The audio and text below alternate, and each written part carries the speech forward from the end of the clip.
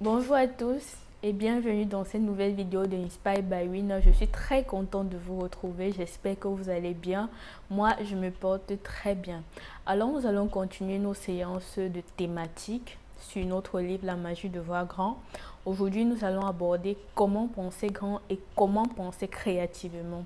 C'est tout de suite. Alors, comme je l'ai mentionné tout à l'heure, nous allons voir comment penser grand et comment penser créativement. Parce que c'est deux aspects très importants qui signifient presque la même chose et très importants pour notre livre La magie de voir grand, puisqu'il s'agit de voir grand. Donc nous entrons déjà dans les principaux aspects de voir grand. Nous allons tout de suite commencer par comment penser grand. Et nous allons continuer avec comment penser créativement, puisque penser grand amène à penser créativement. Donc, si vous voulez penser grand, vous devez penser pas au niveau où vous êtes, mais au niveau où vous avez envie d'être. Par exemple, si aujourd'hui vous êtes, on va prendre quoi, par exemple, vous êtes un vendeur dans une entreprise et vous êtes encore au bas de l'échelle, vous êtes celui qui fait des prospections, qui va livrer chaque jour. Vous allez vous dire que j'ai envie d'être comme le directeur de cette entreprise, le directeur des ventes de cette entreprise-là. Et vous allez donc commencer à postuler, à chercher à voir ce que le directeur de vente fait. Vous allez essayer de ressembler au directeur de vente. Donc, vous n'allez plus vous voir comme le petit vendeur là, mais vous allez vous voir comme le futur directeur de vente. Donc, pour voir grand, il ne faut pas vous voir au niveau où vous êtes actuellement, mais il faut vous regarder au niveau où vous avez envie d'arriver. Peu importe où vous êtes aujourd'hui, parce qu'on va dire oui, mais je suis encore très bas, cela n'a pas d'importance. C'est vrai que physiquement, vous ne serez pas comme cette personne, même si vous voulez être ministre ou quoi que ce soit, mais en pensée, vous devez agir comme cette personne-là. Vous devez lire les livres que ces personnes lisent. Vous devez penser comme cette personne. Vous devez faire des recherches que ces personnes font. Et essayer d'avoir un caractère. Vous devez vous forger un caractère comme ces personnes-là pour pouvoir arriver au niveau où vous voulez arriver. Il ne s'agit pas seulement de voir grand. Il ne s'agit pas seulement de dire je veux voir grand, je veux être cette personne et vous voir déjà au niveau de cette personne. Non, vous devez commencer à faire des choses comme cette personne, à agir comme cette personne, à fréquenter des milieux comme cette personne, à lire des livres comme cette personne, à assister à des séminaires comme cette personne. Et c'est comme ça que vous allez pouvoir voir grand. Moi, aujourd'hui, je ne suis pas encore CEO, je suis encore au bas de l'échelle.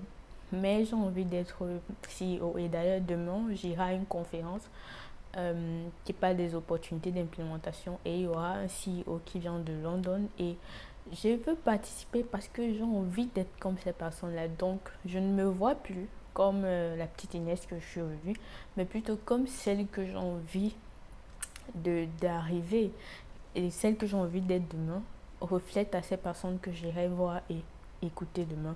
Donc, si vous voulez penser créativement, vous devez penser à comment faire mieux. Chaque jour, vous devez vous lever et vous dire comment faire mieux ce que je fais aujourd'hui. Peu importe ce que vous faites. Par exemple, nous avons vu le vendeur d'arachides au Cameroun qui vend avec des factures. Il se démarque, il se différencie. Peut-être avant, il vendait simplement ses arachides, mais il s'est levé un matin, il a dit comment faire mieux, comment vendre mieux mes arachides. Et c'est comme ça qu'il a eu l'idée des factures et au fur et à mesure, il a été médiatisé et il est un grand vendeur aujourd'hui d'arachides. Peu importe ce que vous faites, même si vous croyez que l'activité n'est pas assez considérable, demandez-vous toujours comment faire mieux. Et en disant comment faire mieux, vous allez réfléchir, votre cerveau va tourner et vous allez commencer avoir des actions, des innovations. C'est comme ça que vous allez être créatif. C'est comme ça qu'on développe la créativité. Ce n'est pas seulement réservé pour un certain nombre de personnes. Vous aussi, chaque fois que il faut faire tourner son cerveau chaque jour et dire comment faire mieux que ce que je fais aujourd'hui. Comment faire mieux, c'est la question à se poser chaque jour quand vous vous levez. Comment faire mieux votre activité, comment faire mieux votre business, comment faire mieux ce que vous faites aujourd'hui. Et c'est ça qui va vous pousser à penser créatif. Ensuite, Il ne faut pas, quand vous vous dites comment faire mieux, même si vous avez des idées qui viennent, qui sont tellement grandes, il ne faut pas les ignorer et il ne faut pas dire je ne peux pas faire. Donc il faut éliminer de votre vocabulaire le négatif, je ne peux pas. Si vous avez des idées créatives et vraiment innovantes, même s'il faut toucher le ciel, touchez le ciel, mais faites ce qu'il faut faire. Et ensuite, il faut toujours se demander comment faire plus ce que je fais déjà mieux. Comment faire plus ce que je fais déjà mieux. Quand vous avez fini de vous poser la question de comment faire mieux, certainement vous avez trouvé des réponses et vous avez commencé à faire mieux. Maintenant, vous allez vous demander comment faire plus ce que vous faites déjà mieux. Et maintenant, vous allez toujours avoir des actions créatives. Vous allez toujours avoir des idées innovantes. Parce que quand on se dit comment faire plus, vous faites déjà beaucoup de choses de mieux, mais il faut encore faire plus. Il faut encore un peu plus d'efforts chaque jour pour pouvoir y arriver. Donc, dites-vous comment faire plus et vous allez voir que vous allez développer des idées qui vont vous permettre de faire plus. Ensuite, il faut être une personne qui écoute beaucoup. Donc, écoutez plus que vous ne parlez.